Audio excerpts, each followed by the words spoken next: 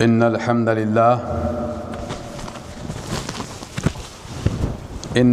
لله نحمده ونستعينه ونستغفره ونعوذ بالله من شرور أنفسنا ومن سيئات أعمالنا من يهده الله فلا مضل له ومن يضلله فلا هادي له وأشهد أن لا إله إلا الله وحده لا شريك له وأشهد أن محمدًا عبده ورسوله صفيه وخليله اللهم صل على محمد وعلى آل محمد كما صليت على إبراهيم وعلى آل إبراهيم إنك حميد مجيد اللهم بارك على محمد وعلى آل محمد كما باركت على إبراهيم وعلى آل إبراهيم إنك حميد مجيد اللهم انفعنا بما علمتنا وعلمنا ما ينفعنا وزدنا علما ربي زدنا علما ربي زدنا علما ربي زدنا علما رب ارحمهما كما ربيانا صغيرا رب ارحمهما كما ربيانا صغيرا رب ارحمهما كما ربيانا صغيرا رب اجعلني مقيم الصلاة ومن ذريتي ربنا وتقبل دعاء ربنا اغفر لي ولوالدي وللمؤمنين يوم يقوم الحساب أما بعد فإن خير الحديث كتاب الله وخير الهدي هدي محمد المصطفى وشر الأمور محدثاتها وكل محدثة بدعة وكل بدعة ضلالة وكل ضلالة في النار أما بعد فأعوذ بالله من الشيطان الرجيم من همزه ونفخه ونفسه بسم الله الرحمن الرحيم قال الله سبحانه وتعالى في كلامه المجيد يا أيها الذين آمنوا قوا أنفسكم وأهليكم نارا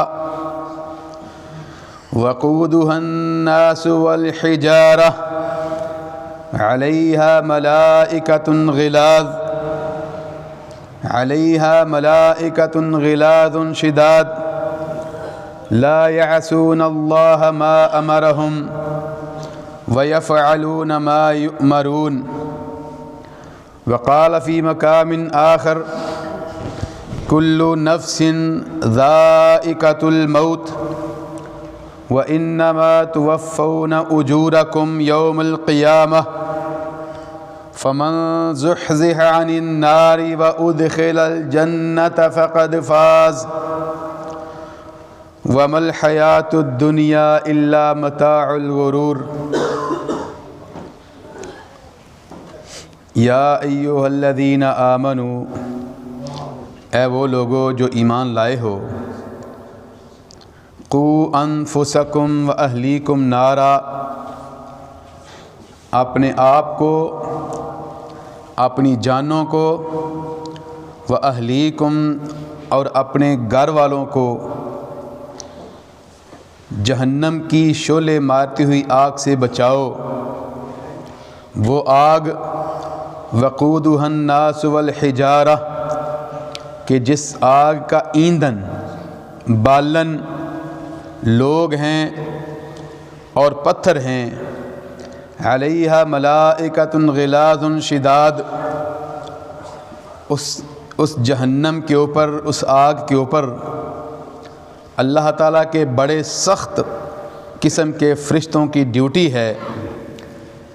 وہ فرشتے لا یعصون اللہ ما امرہم، اللہ کی طرف سے جو بھی ان کو حکم ملتا ہے بجا لاتے ہیں، کوئی نافرمانی نہیں کرتے۔ وَيَفْعَلُونَ مَا يُؤْمَرُونَ، اور جو بھی حکم ملتا ہے وہ کرتے ہیں۔ ہر قسم کی تعریف، کبریائی، بڑائی اور بزرگی کے لائق، حمد و ثنا کے لائق، تعریف کے لائق صرف اور صرف اللہ سبحانہ و تعالیٰ کی ذات اقدس ہی ہے۔ وہ ذات باری سبحانہ و تعالیٰ کہ جس ذات کو ہم قاضی الحاجات سمجھتے ہیں، مشکل کشا سمجھتے ہیں، بگڑی بنانے والا اور سنوارنے والا سمجھتے ہیں، ہر قسم کی تعریف، کبریائی، بڑھائی اور بزرگی کے لائق بھی صرف اور صرف اسی ذات کو ہی سمجھتے ہیں۔ درود و سلام کی بارش ہو آقائے دو جہاں پر، امام الانبیاء پر، سرور دو جہاں پر، سید الثقلین پر، رحمت للعالمین پر، پیکر حسن و جمال پر، ساری کائنات کے امام الانبیاء، خطیب مجتبی حضرت محمد رسول اللہ صلی اللہ علیہ وعلی آلہ وصحبہ وسلم پر۔ اولا اعتذر من الاخوہ العرب فاريد القي الخطبہ باللغة الاردیہ فمعذرة منکم۔ اللہ تعالیٰ کا سب سے پہلے شکر ہے کہ اللہ سبحانہ و تعالیٰ نے آپ کے سامنے مجھے آج آپ کے اس شہر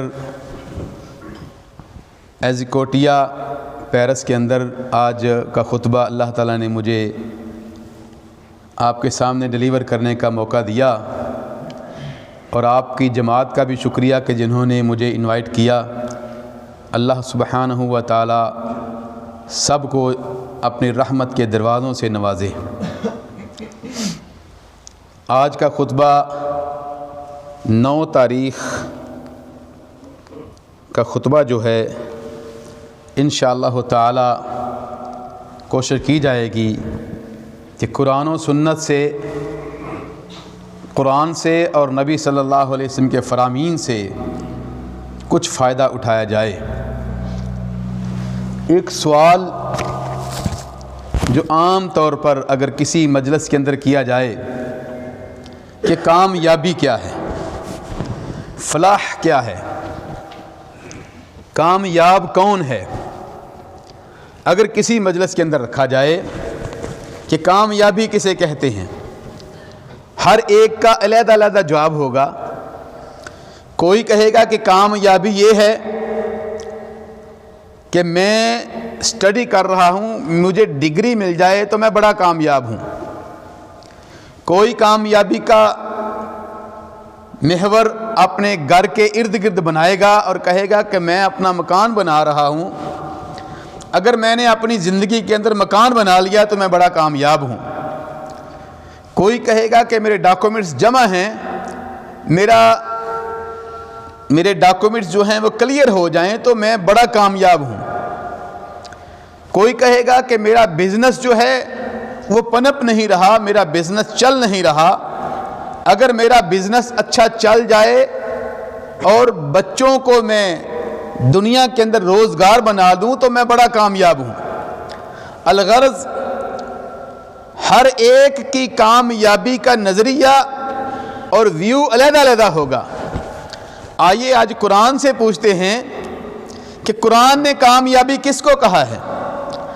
اللہ سبحانہ و تعالیٰ ارشاد فرماتے ہیں فمن زحزح عن النار وادخل الجنت فقد فاز، جس کو جہنم کی آگ سے بچا لیا گیا اور جنت کا داخلہ مل گیا، فقد فاز، یہ ہے بڑا کامیاب۔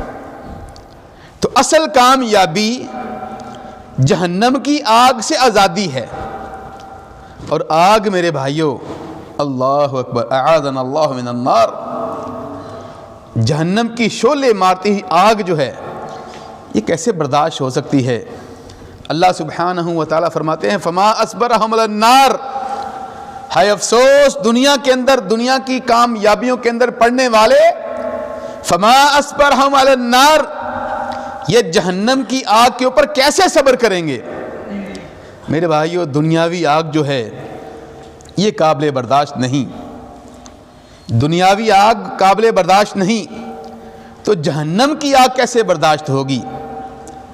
اور نبی صلی اللہ علیہ وسلم دنیا کی گرمی، دنیا کی آگ کے بارے میں فرماتے ہیں ان نارکم ہذہ جزء من 70 جزءا من نار جہنم، یہ دنیا کی جو آگ ہے، آمینہ کے لال فرماتے ہیں دنیا کی گرمی جو ہے، دنیا کی آگ جو ہے جو قابل برداشت نہیں ہے، یہ جہنم کی آگ کا 70واں حصہ ہے، 70واں حصہ، 1/70۔ یہ دنیا کی، کبھی کبھی وہ چولہا جلاتے ہیں نا، ماچس کی ایسے تیلی کرتے ہیں، تو یہاں پہ انگلی کو تھوڑی سی لگ جاتی ہے، سموکنگ کرنے والے جانتے ہوں گے، ابھی تو خیر وہ ماچس بھی شاید استعمال نہیں ہوتی، کبھی کبھی انگلی کو لگ جاتی تھی تو ٹیسیں پہنچتی رہتی تھیں، اور اگر سخت گرمی ہو جائے، گرمی کے اندر اگر باہر نکلیں تو قابل برداشت نہیں ہوتی، یہ دنیا کی گرمی میرے بھائیوں۔ تو جہنم کی آگ کی جو گرمی ہے، جو 70 گنا زیادہ ہے، 70 جزءا من نار جہنم، 70 گنا زیادہ ہے، وہ کیسے قابل برداشت ہوگی؟ اسی لیے اللہ تعالیٰ فرماتے ہیں فما اصبرہم علی النار، ہائے افسوس یہ آگ کے اوپر کیسے صبر کریں گے؟ میرے بھائیوں، میرے دوستوں، اور ایز کوٹیا کے رہنے والے میرے دوستوں، نبی صلی اللہ علیہ وسلم فرماتے ہیں جہنم کی آگ کے بارے میں، فرمایا اشتقت النار الی ربها فإنه أكل بعضي بعضا فأذن الله سبحانه وتعالى بنفسين، نفس في الشتاء ونفس في الصيف، فإن شدة الحر من فیہ جہنم۔ اللہ اکبر، آگ جہنم کی اللہ سبحانہ و تعالیٰ نے نبی صلی اللہ علیہ وسلم فرماتے ہیں جب اس کو تیار کیا، اس کو بنایا، اتنی تیز بڑکی کہ جہنم کی آگ نے شکایت کی، اشتقت النار الی ربہا، اللہ سبحانہ و تعالیٰ کو شکایت کی۔ کیا شکایت کی؟ فإنہ أکل بعضی بعضا، جہنم کی آگ نے کہا اللہ اتنا تیز مجھے تو نے بڑکا دیا ہے، چلا دیا ہے، جلا دیا ہے، مجھے میری آگ نے کھانا شروع کر دیا ہے، آگ نے جہنم کو کھانا شروع کر دیا ہے۔ اللہ سبحانہ و تعالیٰ نے فأذن اللہ سبحانہ و تعالیٰ بنفسین، اللہ تعالیٰ نے پھر جہنم کی آگ کو 2 سانس لینے کی اجازت دی، 2 سانس لینے کی، ایک ٹھنڈا سانس، ایک گرم سانس۔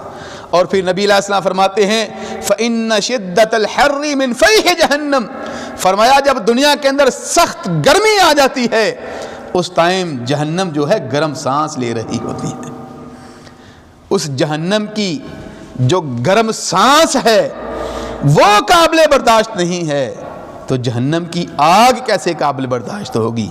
اسی لیے فرما دیا فَمَنْ زُحْزِحَ عَنِ النَّارِ وَأُدْخِلَ الْجَنَّةَ فَقَدْ فَازَ، فرمایا جو جہنم کی آگ سے جس نے اپنے آپ کو بچا لیا اور جنت کا داخلہ دے دیا، جنت کا جس کو داخلہ مل گیا، فرمایا وہ ہے بڑا کامیاب۔ میرے بھائیوں، آپ صلی اللہ علیہ وسلم نے اسی بات پر اپنے صحابہ کی تربیت کی کہ دنیا کی زندگی ختم ہونے والی ہے، اصل تو زندگی آخرت کی ہے۔ اہل مدینہ منورہ کے اندر انصاری صحابہ رہتے تھے اور مہاجرین رہتے تھے، اور آج بھی مدینہ منورہ کے بہت سے لوگوں کی جو گزر بسر ہے وہ کھیتی کے اوپر ہے، کھیتی باڑی کے اوپر، اور نبی صلی اللہ علیہ وسلم کے زمانے میں بھی کھیتی باڑی کرتے تھے۔ جس سال بارش زیادہ ہو گئی اس سال کھیتی زیادہ آ گئی، کھجوریں زیادہ لگ گئیں۔ جس سال بارش کم ہوئی اس سال مدینہ کے اندر کھجوریں زیادہ نہیں لگیں، کھیتی باڑی نہ ہوئی۔ انصاری صحابہ نے مل کر ایک مشورہ کیا، اور کتنی قربانیاں تھیں انصاری صحابہ کی جانتے ہیں؟ جنگ موتا پر اور دوسری جنگوں کے اندر سب سے زیادہ جو شہید ہوئے وہ انصاری صحابہ تھے، سب سے زیادہ۔ اور پھر نبی صلی اللہ علیہ وسلم کے لیے اپنے سینے تلواروں نیزوں کے سامنے کر لیتے تھے کہ نبی صلی اللہ علیہ وسلم کو کوئی نقصان نہ پہنچے۔ انصاری صحابہ ایک مشورہ کیا انہوں نے آپس میں۔ کیا مشورہ کیا؟ کہ مدینہ کے اندر کوئی نہر نہیں ہے، جس طرح آپ لوگوں کے ماشاءاللہ دیکھیں اللہ تعالیٰ نے کتنی رحمت کیا ہے، کتنا پانی ہے ادھر، نہریں ہیں ہمارے پاکستان کے اندر بھی، یہاں بھی جہاں نہریں ہوں کھیتی باڑی بہت زیادہ ہوتی ہے۔ تو مدینہ بلکہ پورے سعودی عرب کے اندر کوئی ایک بھی نہر نہیں ہے، تو مدینہ منورہ کے اندر اسپیشلی کوئی نہر نہیں تھی، بارش ہوئی کھیتی باڑی زیادہ ہو گئی۔ یہ سوچ کر آپس میں مشورہ کیا کہ نبی صلی اللہ علیہ وسلم کے پاس جاتے ہیں، جا کر ریکویسٹ کرتے ہیں، ریکویسٹ کر کے کہتے ہیں کہ آپ دعا کیجئے مدینہ کے اندر اللہ تعالیٰ نہر چلا دے۔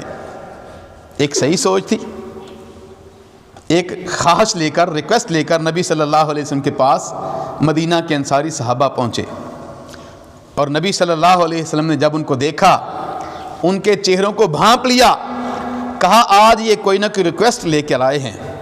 کہا اے انصاری صحابہ مانگو، کیا مانگتے ہو؟ آج جو مانگو گے اللہ سبحانہ و تعالیٰ آپ کو دے گا، کیا مانگتے ہو؟ انہوں نے جب نبی صلی اللہ علیہ وسلم سے اتنی بڑی گارنٹی سنی کہ جو مانگیں گے مل جائے گا، اپنی کھیتی باڑی بھول گئے، کھیتی باڑی بھول گئے۔ کہا ہمیں سوچنے کا مشورہ دیجیے۔ آپس میں سوچنا شروع کر دیا اور کہا کھیتی باڑی مانگا مانگی مل جائے گی، نہریں مل جائیں گی، یہ تو دنیا کی زندگی ہے، ختم ہو جائیں گی۔ نبی صلی اللہ علیہ وسلم فرما رہے ہیں جو مانگو گے مل جائے گا، کوئی ایسی چیز مانگیں جو ختم نہ ہو۔ پھر انہوں نے کہا کہ اے اللہ کے رسول ہمارے لیے بخشش کی دعا کر دیجئے۔ دنیا بھول گئے۔ پھر نبی صلی اللہ علیہ وسلم نے فرمایا اللہم اغفر للانصار وابناء الانصار وابناء ابناء الانصار۔ نبی صلی اللہ علیہ وسلم نے انصاری صحابہ کے لیے دعا کی، اے اللہ انصاری صحابہ کو بخش دے، ان کے بیٹوں کو بخش دے، ان کے بیٹوں کے آگے بیٹوں کو بخش دے۔ انصاری صحابہ نے کہا اے اللہ کے رسول وموالینا، ہمارے غلاموں کے لیے بھی دعا کر دیجئے۔ نبی صلی اللہ علیہ وسلم نے فرمایا اللہم اغفر لموالی الانصار، اے اللہ انصاری صحابہ کے جو غلام ہیں ان کو بھی بخش دے۔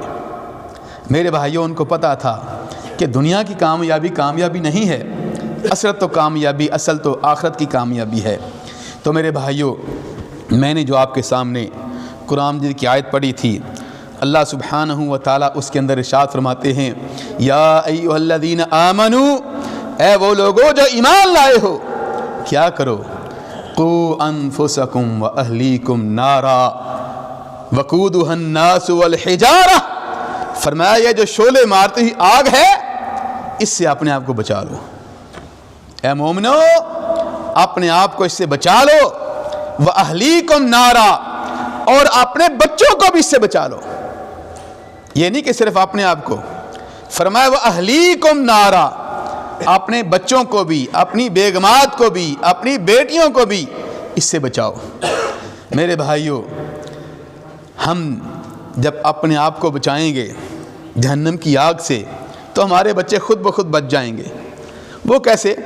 جب میں اگر گھر کا سربراہ اگر نماز پڑھوں گا جماعت کے ساتھ، ہم نے دیکھا ہے کہ جو بچہ ہوتا ہے وہ اپنے باپ کی الولد یقلد اباہ، کہ بچہ جو ہے وہ اپنے باپ کی تقلید کرتا ہے، جس طرح باپ کرتا ہے بچہ اس طرح کرتا ہے، اور اسی طرح بچیاں بھی اپنی ماں کو دیکھ کر جو ماں کرتی ہے وہ کرتی ہیں۔ میرے بھائیوں ہم نے دیکھا ہے کہ بچہ جب گھر کے اندر نماز پڑھ رہا ہو تو باپ جو ہے گھر کا سربراہ نماز پڑھ رہا ہو تو بچہ بھی چھوٹا سا جائے نماز لا کے وہ بھی ساتھ نماز پڑھنی شروع کر دیتا ہے. کیوں؟ کہ اس کا باپ نماز پڑھ رہا ہے.